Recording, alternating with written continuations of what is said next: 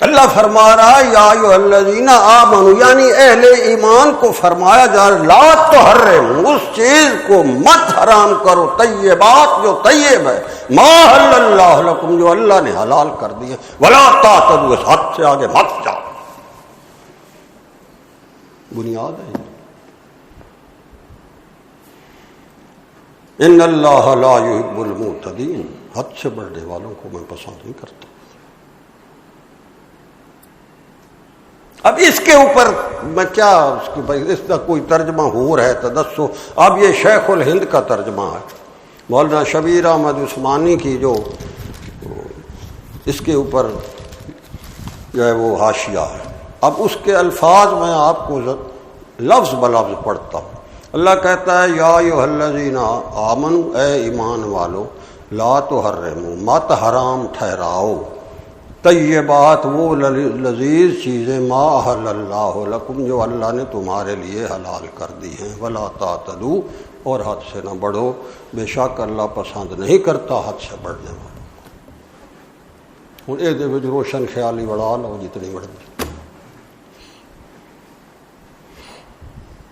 تو کہتا ہے مجھے نہیں پسند یہ، بات ختم ہو.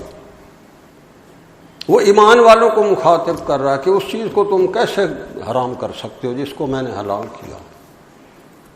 زندگی کا کوئی شعبہ اس میں صرف یہ نہیں بھائی تو خنزیر کھا لو تو وہ حرام ہے، تو بھائی وہ نہیں.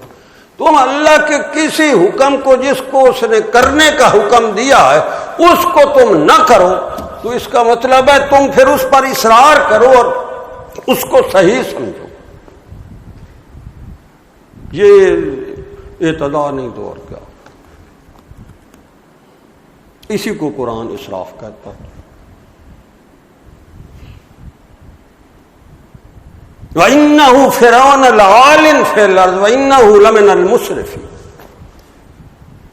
وہ کہتا ہے کہ فرعون جو تھا یہ زمین پر چڑھا ہوا تھا، اور اس کا جرم جو قرآن لگاتا ہے وہ کہتا ہے وَإِنَّهُ لَمِنَ الْمُسْرِفِينَ، اسراف کرتا تھا. اب اسراف کا کیا ہے؟ اسراف کا مطلب یہی ہے اعتداء اور اسراف ملتے جلتے، یعنی اس میں اپنی مرضی کرتا تھا، اللہ کے حکموں پہ کنجوسی کرتا تھا اور اپنی مرضی کے اوپر واہ واہ کرتا تھا. اب یہ قرآن.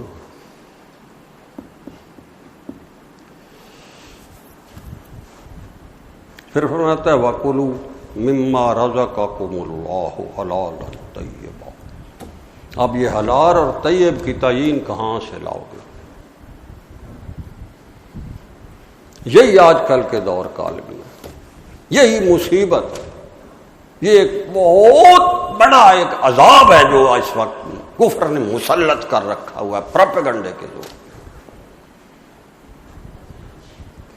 وہ جس چیز کو حلال کہتا ہے اس چیز کو ہم حلال ماننے کوئی تیار نہیں.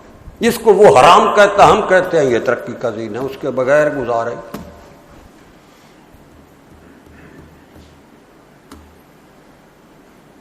پہلے اللہ کے حراموں میں یہ شراب کے اوپر عام رولا ہوا تھا. شراب دا حالی رولا مکہ نہیں تھے، بھانگ شروع ہو مدینے دی ریاست ہے آدموں کی. کہ شراب دے لسانس دا رولا ہوں بھانگ دے لسان شروع ہو. یہ دے چھوڑ پتہ کوئی ہو سی روشن خیالی ساڑی سمجھ حرام ختم. ہر جو نشاور چیز ہے جس میں سے سکر ہے وہ قطعی حرام ہے، چاہے وہ شراب ہو، چرس ہو، بھنگ ہو، افیم ہو، کوئی چیز. نمید ہو، یہ کھجور اور انگور اور جو اور گندم سے جو کشید کرتے ہیں وہ بھی حرام. شراب اکثر جو بڑی بڑی جو قریش مکہ کے وقت جو فلسطین میں مہنگی ترین شرابیں بنتی تھیں، جو فارس اور روم کے درباروں میں جاتی تھی، جو تجارت ہوتی تھی بڑی، وہ یہی شرابیں تھیں جو انگوروں سے بنتی تھی، زیتون سے بنتی تھی، کھجوروں سے بنتی تھی.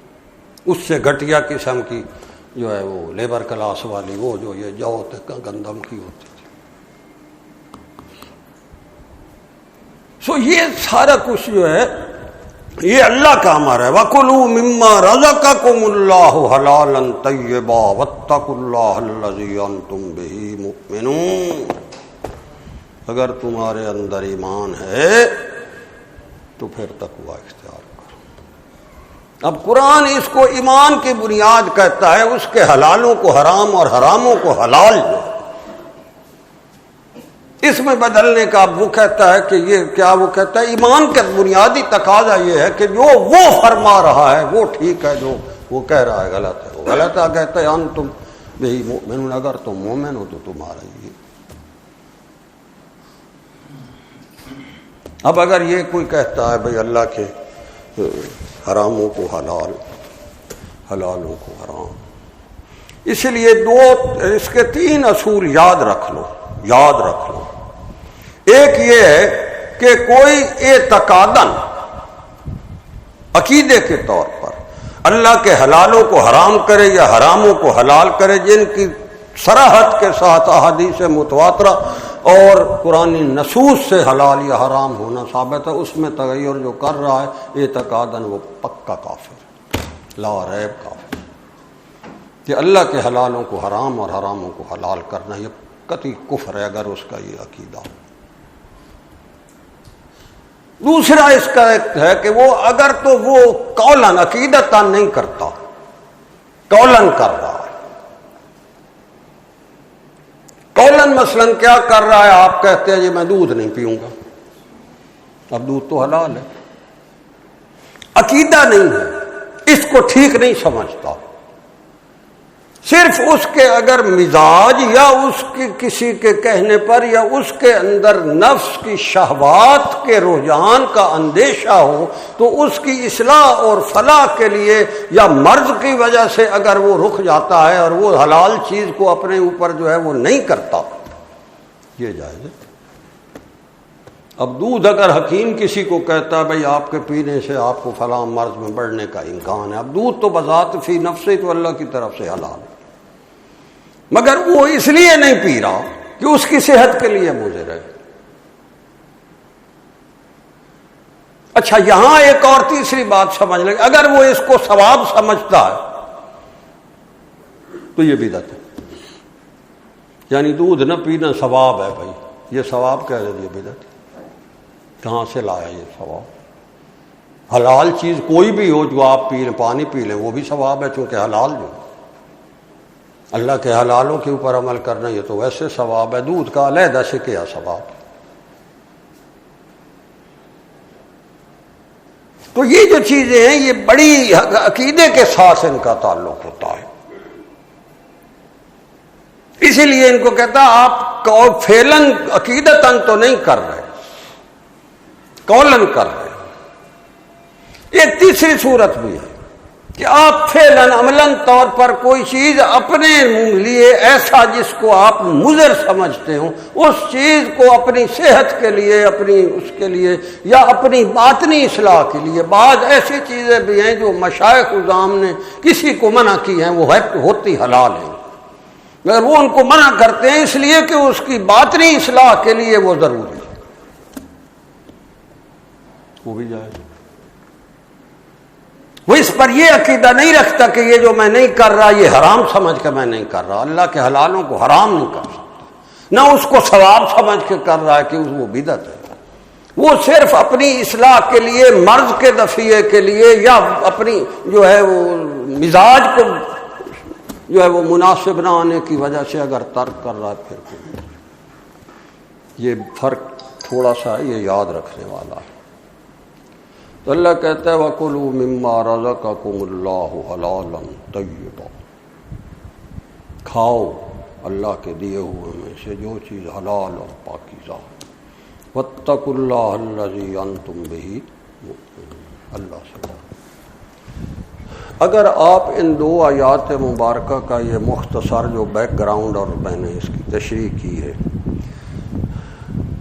مجھے یہ خوب سمجھ آ رہی ہے، اگر کوئی بندہ ساری زندگی انہی صرف 2 آیتوں کو اپنی زندگی گزارنے کا اصول بنا لے تو وہ کبھی گمراہ نہیں ہو سکتا، سبحان اللہ، کبھی نہیں۔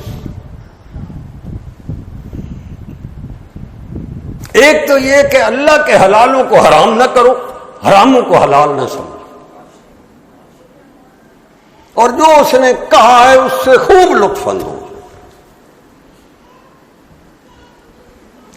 کوئی بھی ان چیزوں کو چھوڑو نہیں، اس پر بھی احادیث ہے۔ جب اسلام اور آپ صلی اللہ علیہ وآلہ وسلم کی معیت کے صدقے لوگوں کے اوپر اسلام کی عظمت اور تقدس نے غلبہ کیا اور ان کے مزاج بدلے، تو ان کے مزاجوں کے اندر ایک چیز یہ بھی آ گئی تھی کہ یہ دنیا ساری غلط ہے، اچھا کھانا نہیں، پینا نہیں، سونا نہیں، کپڑے اچھے نہیں پہننے، سواری اچھی نہیں رکھنی، گھر نہیں بنانا، حتیٰ کہ بیویوں کو طلاق دے دو، جنگلوں میں بیٹھ جاؤ، غاروں میں بیٹھ جاؤ۔ بلکہ معروف واقعہ ہے ایسا، حضرت عثمان بن مظعون رضی اللہ تعالیٰ عنہ بہت بڑے مقرب صحابہ میں سے، ان کی اہلیہ جو تھی ان کا نام حولا تھا۔ وہ حضرت عائشہ الصدیقہ رضی اللہ عنہا کے ہاں اکثر آتی جاتی تھیں جیسے دوسری صحابیات آتی تھیں۔ تو ایک دفعہ وہاں بیٹھی تھیں خواتین، تو حضرت عائشہ صدیقہ خود روایت فرماتی ہیں اس حدیث مبارک کی، غالباً مسند احمد کی حدیث۔ تو انہوں نے دیکھا کہ حولا جو ہے یہ بیچاری بالکل بال بکھرے ہوئے، کپڑے میلے اور ایسے ہی، نہ کنگھی کی ہوئی نہ کچھ، ایسے ہی آ گئی۔ تو ساروں نے کہا کہ یہ کیا کیا حولا تم؟ اس نے کہا کہ اس کے لیے کرو، مطلب یہ کہ میرے میاں جو ہیں اس کو تو اس چیز کی کوئی احساس نہیں، میں کس کے لیے کروں؟ تو وہ سارے بڑے حیران ہوئے۔ تو حضرت عائشہ الصدیقہ فرماتی ہے میں نے آپ صلی اللہ علیہ وآلہ وسلم کی خدمت میں عرض کی کہ آج حولا آئی تھی ہمارے یہاں، اس کی یہ حالت دیکھ کر میں نے پوچھا تو انہوں نے یہ جواب دیا۔ تو آپ صلی اللہ علیہ وآلہ وسلم دوسرے دن حضرت عثمان بن مظعون رضی اللہ عنہ کو بلایا، آپ نے ان کو اچھی طرح ڈانٹا، ان کو سمجھایا، دیکھو میں روزے بھی رکھتا ہوں، میں روزے چھوڑتا بھی ہوں، میں سوتا بھی ہوں، رات کو نمازیں بھی پڑھتا ہوں،